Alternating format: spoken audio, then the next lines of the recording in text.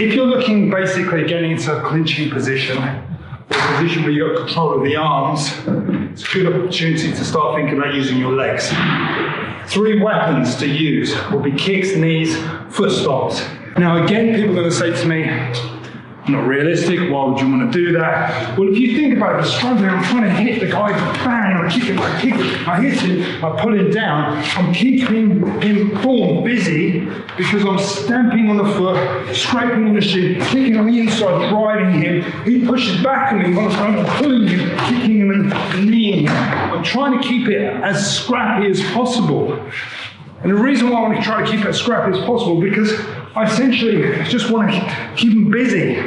I don't want him to be feeling like he can just keep firing off his punches. And most importantly, I want to try to tire you out. Okay, what I don't want to do is get in there and be dealing with all his weapons coming at me. Well, if I tied his arms up and it's difficult for him to strike me, he's going to try to start to knee me, bang, into the groin. So a good thing to do, and I like this a lot, where you latch hold of the leg. And you can see how what I've done is I've turned my foot around the back of his ankle, and I've driven my knee into his knee. So essentially, I've made it quite difficult for him. And because he's rolling his foot, he takes his balance. Obviously, I've turned my body, keep my head down because he can headbutt me. I'm clinging onto his arms, and if necessary, I'll be grabbing hold of something. If you look around this way, I'm grabbing hold of his belt.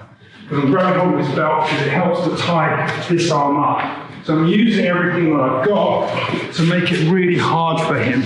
This arm's stuck under my armpit, so his arm's not going anywhere. Okay, try to pull it out, Nick. You see, it's not going anywhere. So I cut the hand.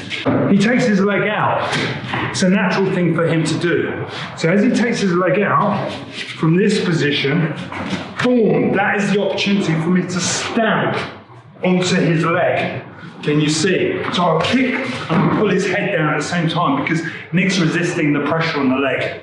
So if you feel like the guy's resisting and his leg's not moving, now he's relaxing because he's just been taught a lesson there. If he's resisting and you feel like, put pressure, resist the kick again. If you feel like the guy's resisting and the kick's not going to work, you snap down, boom, on the head. And what that does is it changes the whole situation straight away. Now, I keep heavy on his hips.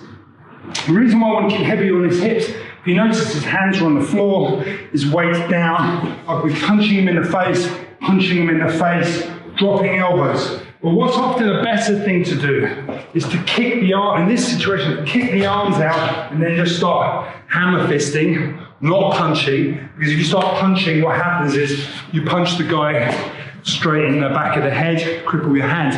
So what you really want to be doing is hammer fisting, basically, back of the cranium, back of the skull, but certainly not punching it because you're going to damage your hand. So essentially, as I was saying, if you're going to be looking at foot stomps, what you're looking is this idea where you're stamping, kneeing, turning in, and also kicking with the edge of the shoe. So you're using the shoes.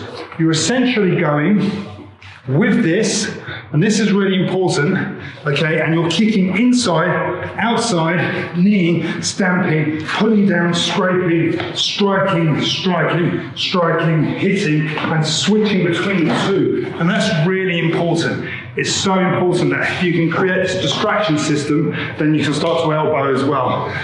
Another action that works quite well is that when you roll the foot out, if the foot manages to roll, is to stamp.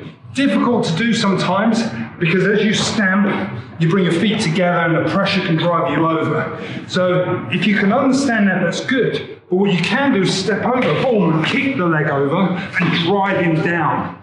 Driving him down is a good thing because as you see, as I'm breaking my balance, it drops his weight and it allows me to stand over him. Heavy knee pressure is important at this point because with my knee on, I close the knee, I close the other knee, and I trap the arm, which gives me free striking range on the guy. Now, these ideas only really work assuming you can get in, clinch the guy, close the space. Again, with everything, it takes time and effort to put into it. Can you do it in a real fight? Maybe. If you get a split second, you've got an open presence of mind. An open presence of mind meaning that you can think quickly on your feet, see the opportunity, bang, take advantage of it. If not, then no, it's not going to work. But you've got to try to get in to control the person's arms because the guy wants to hit you. The guy wants to hit you, then it's really important that you jam and control. But once you get to this range, the knee is a vulnerable area, so you try to attack the knee, okay, put pressure on it, kicking, stamping, anything you can do. So excellent ways to control the person's balance, but most importantly, if you take the knee, take the leg, difficult for them to strike. Definitely. Thanks for watching.